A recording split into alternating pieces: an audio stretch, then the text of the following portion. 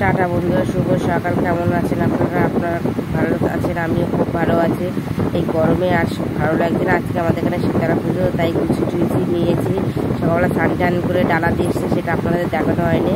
স্নান টান করে আবার এই গুছি টুচি নিয়ে আবার এই বেরাবো পুজো দিতে।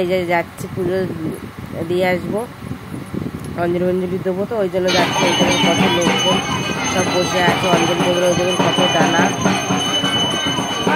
পুজো টুজো দিয়ে বাড়িতে চলে আসলাম। বাড়িতে এসে শীতলা পুজো, এই যে পান্তা ভাত দিয়ে চলে এসছে। এসে এবার ভাত খেতে বসে মেখে ডালের বড়া, আলু ভাজা, পটল ভাজা খেলাম।